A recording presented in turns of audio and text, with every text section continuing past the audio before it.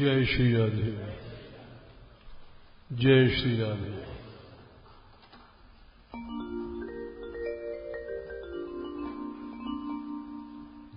क्लेशग्नि शुभदा मोक्षलब्धा कृत सुदुर्लभा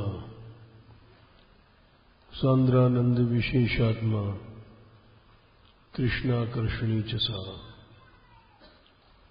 श्री कृष्ण भक्ति समस्त क्लेशों का नाश करती है। क्लेश तीन होते हैं, पाप, पाप का मूल वासना, वासना की मूल है अविद्या। पाप भी तीन होते हैं, वर्तमान का क्रियमाण प्रारब्ध जो भोगने को मिलता है, संचित जो जमा है, अनंत है। ये सब नष्ट हो जाते हैं कृष्ण भक्ति से। उसके बाद शुभों की प्राप्ति होती है। शुभ भी चार होते हैं। अनंत जीव भगवत भक्तों के पास आकर के प्रीणन भगवत रस प्राप्त करते हैं। ये पहला शुभ है। दूसरा शुभ है वे लोग अनुराग करते हैं। तीसरा है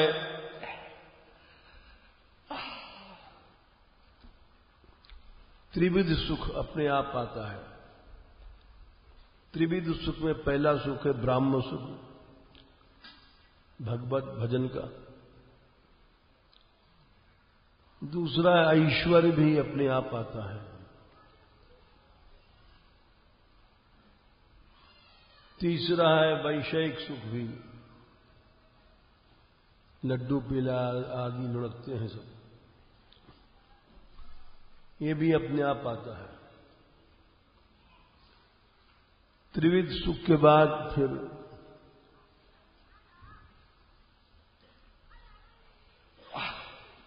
सद्गुणों की प्राप्ति स्वतः होती है।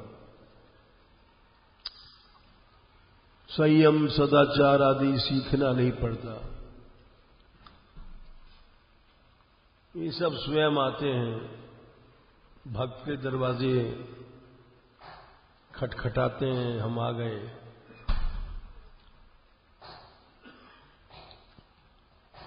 ये चार शुभ हैं।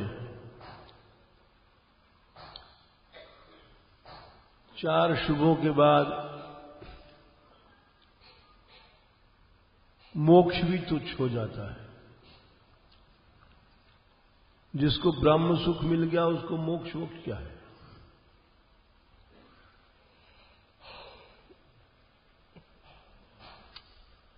चौथा, ये भक्ति बड़ी दुर्लभ है। हटाओ।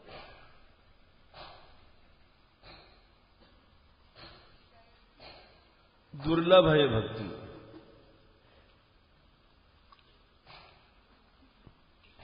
और पांचवा है ब्रह्मानंद से भी अधिक आनंद प्राप्त होता है। छठवां है भगवान भी वश में हो जाते हैं। ये छह भक्ति के विशेषताएं। उसमें भक्ति महारानी का श्रृंगार का वर्णन चल रहा है भक्तमाल के अनुसार।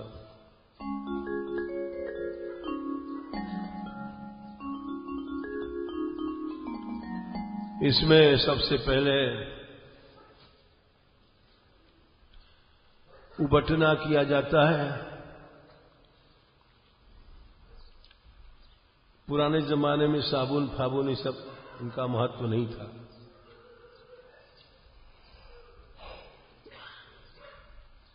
श्रद्धा का फुलेल डाल करके नित्य भगवत कथा सुनी जाए, यह उबटना।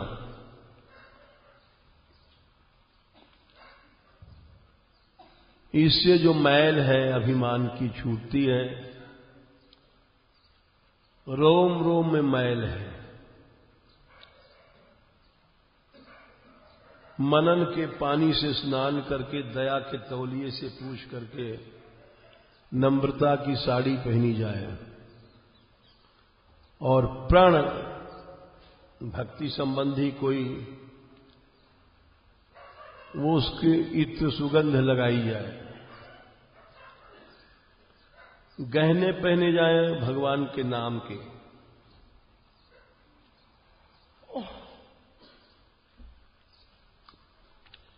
भगवान की और भक्तों की सेवा ये दो कान कर्ण फूल हैं। मानसी सेवा नथ है और भक्त संग साधु संग अंजन है, जिससे दिखाई पड़ेगा। ऐसा भक्ति महारानी के श्रृंगार करके उसके बाद चाह की बीड़ी का भोग लगाया जाए।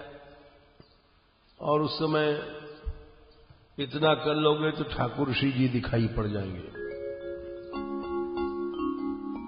श्रद्धाई फूलेन औबटनु श्रवण कथा, मैल अभिमान अंग अंग निछुड़ाइए।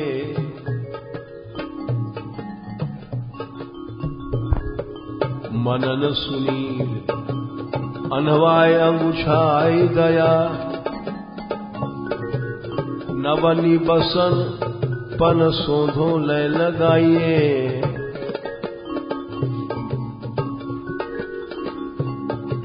आभरण नाम हरि साधु सेवा कर्ण फूल,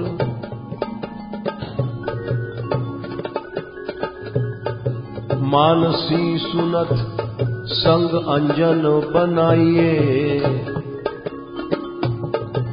भक्ति महारानी को सिंगार चारु बीरी चाह,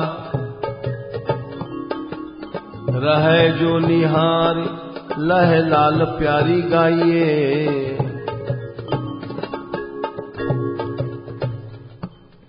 ऐसा श्रृंगार करता है, उसको लाल प्यारी ठाकुर श्री जी दिखाई पड़ते हैं। इसमें कल तक आभरण नाम का आभरण गहना पहनना चाहिए, यहां तक कथा चली थी। उसके बाद कर्णफूल, कुंडल या झुमका, कुछ भी समझ लो, वो क्या है, उसकी बात चल रही है। दो कान होते हैं, दोनों में दो कर्णफूल पहने जाते हैं। एक बायां कान, एक दायां कान।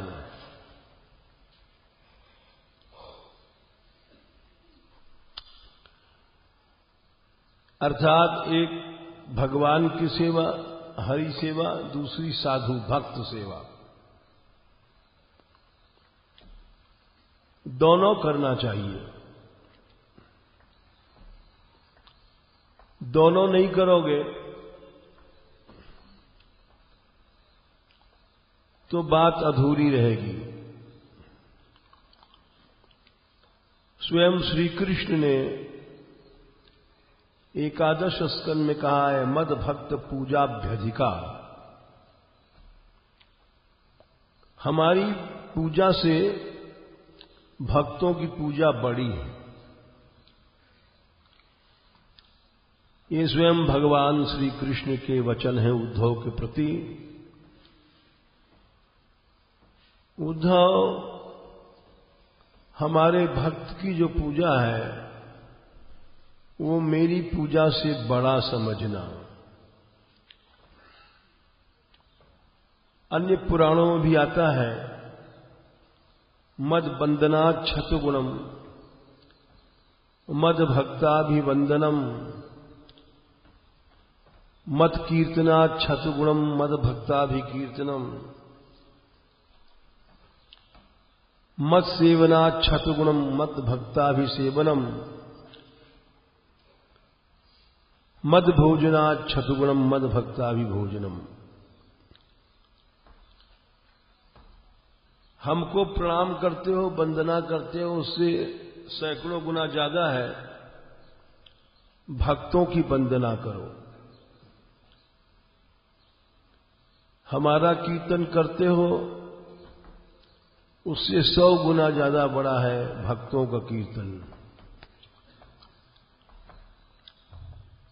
हमारा सेवन करते हो, उससे 100 गुना है भक्तों का सेवन। हमको भोजन पवाते हो, भोग लगाते हो, उससे 100 गुना है भक्तों को भोजन कराया जाए। तो इसलिए यहां कर्ण फूल में दोनों को लिया गया है, हरि सेवा और साधु सेवा, भक्त सेवा। भगवान के अनुसार तो भक्त की सेवा अधिक बड़ी है हमारी सेवा से। भागवत में भी कथा आती है, उत्तरार्ध में श्रुतदेव मिथिला गए भगवान ऋषियों को लेकर के। अनेक ऋषि साथ थे, तो वहां का मिथिला का राजा बहुलाश्व और श्रुतदेव नाम के ब्राह्मण दोनों ही भगवान के अनन्य भक्त थे। तो भगवान ने 2 रूप बनाए, दोनों को सम्मान करने के लिए। और जब पहुंचे वहां तो भक्तमाल में लिखा है, राजा ने भक्तों को अधिक सम्मान दिया। भगवान प्रसन्न भये। श्रुतदेव जी जो थे उन्होंने भगवत प्रेम में भक्तों का सम्मान पीछे किया, तो भगवान ने उनको उपदेश दिया कि हमारे भक्तों का अधिक सम्मान करना चाहिए। ऐसा भक्तमाल में लिखा है। भगवान अपनी सेवा से उतने प्रसन्न नहीं होते हैं जितना भक्तों की सेवा से प्रसन्न होते हैं। ब्रह्म पुराण में लिखा है कि हमको जो भोग रखा जाता है वो हम दृष्टि से पाते हैं, उस पर नजर डाल देते हैं। नैवेद्यम पुरतो दृष्टम दृष्ट्वैव स्वीकृतम मया। हमको 56 भोग लगाते हो, वो मैं साक्षात रूप से नहीं पाता हूं, केवल दृष्टि डाल देता हूं। ये ब्रह्म पुराण का श्लोक है। फेनालव के प्रसंग में महाप्रभु चैतन्य देव जी ने कहा था कि उस दिन साक्षात प्रभु ने पाया था, इसलिए उस प्रसाद को जिसने पाया बोला ऐसा आज तक कभी हमने नहीं प्रसाद पाया था। उस दिन साक्षात पाया था प्रभु ने। तो ब्रह्म पुराण में लिखा है कि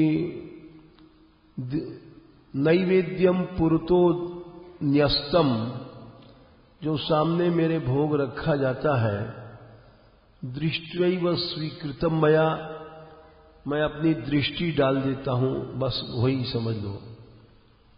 लेकिन भक्तस्य रसनाग्रेण रसम अश्नामि पद्मज, पद्मज माने हे ब्रह्मा जी, मैं साक्षात भोजन तो भक्तों की जीभ पर बैठ करके करता हूं।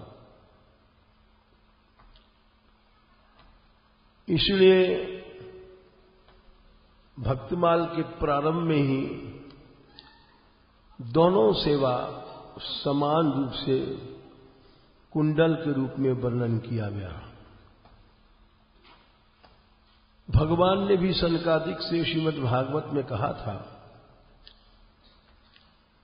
लोग यज्ञ करते हैं, यज्ञ में बहुत विशाल यज्ञ होता है, बड़ी बड़ी आहुतियां, मनोघी, ऐसे ऐसे यज्ञ हुए कि तैल धारावत धारा टूटे नहीं घी की। लेकिन हे मुनियों, मैं वहां यज्ञ भोक्ता उतने आनंद से नहीं पाता हूं जैसा कि हमारे भक्त के मुंह में डाला जाए तो करोड़ों यज्ञ के बराबर। भगवान बोले, ना हम तथादमी यजमान हविर विताने, श्योतद्घृत प्लुतम अदम हुत भुग मुखेन, यद ब्राह्मणस्य मुखतः चरतोऽनुघास, तुष्टस्य मयि अवहितैर निज कर्म पाकैः।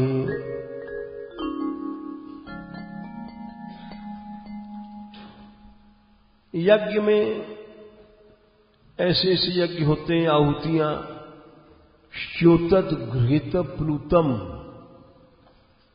घी चू रहा है धारा की तरह। ऐसी जो आहुतियां होती हैं, हवि ही, यजमान हवि ही, उसको मैं उतना नहीं पाता हूं। ना हम तथादमी, आदमी माने मैं नहीं पाता हूं, खाता हूं। यजमान हविर विताने, वितान बड़े बड़े यज्ञ मंडपों में यजमानों की जो आहुतियां हैं, हवि, कैसी श्योतत घृत प्लुतम, घी से तर चू रहा है, उसको मैं अग्निमुख से अदन पाते हुए भी वैसा नहीं पाता हूं। यद ब्राह्मणस्य, ब्राह्मण माने केवल ब्राह्मण जाति ही नहीं है, भक्त भी। आगे आ रहा है, मयि अवहितैर निज कर्म पाकैः, जिसके सब कर्म मेरे लिए होते हैं, ऐसा भक्त ब्राह्मण। हम जैसे लोग अपने लिए खाते हैं, अपने स्वाद के लिए, अपने इंद्रियों के आनंद के लिए, हमारे जितने काम हैं वो अपने शरीर इंद्रियों के लिए होते हैं।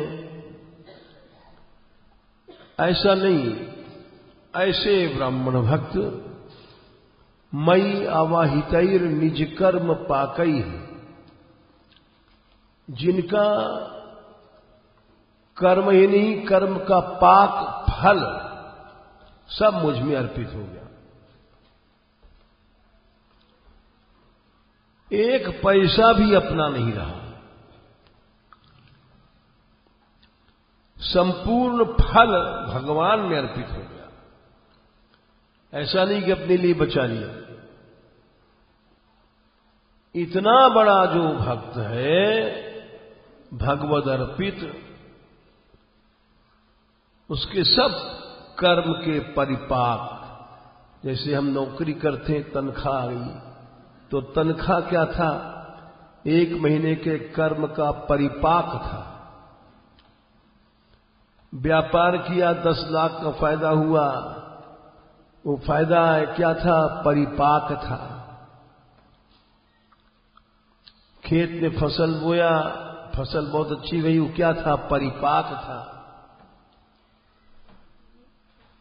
तो जितना भी कर्म फल है, यहां तक कि परिवार क्या है, स्त्री बेटा बेटी, ये भी परिपाक है।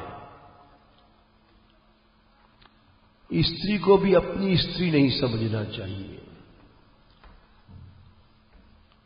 परिपाक है वो हमारे कर्मों का। बेटा बेटी को भी अपना नहीं समझना चाहिए।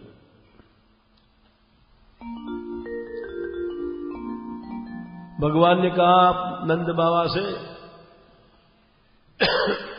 कि हे बाबा, ये कर्म ही परिवार बनता है। बेटा बन के आया, बेटी बन के आया, बहू बन के आया, मां बन के आया, ये कर्म ही है, शक्ल बदलता है। भगवान बोले कर्मणा जायते जंतु कर्मणैव विलीयते। हे नंद बाबा, 10वें स्कंद में 24वें अध्याय में कहते हैं भगवान, कर्मणैव दुखम सुखम क्षेमम प्रतिपद्यते। कर्म ही दुख बन के आता है। बीमार हो गए, नुकसान हो गया, ये अपना ही कर्म जो पाप है, ये सब बन के आता है। सुख भी कर्म ही बन के आता है। सुखम दुखम भय, भय भी कर्म ही बन के आता है। क्षेम कुशलता भी कर्म ही बन के आता है। इसलिए इस सब कर्म का खेल है। यहां तक कि हे बाबा, देहान उच्चावन बचान जंतु, शरीर भी कर्म ही शरीर बनता है। छोटा मोटा, गोरा लंबा, काला पीला, लंगड़ा लूला मोटा,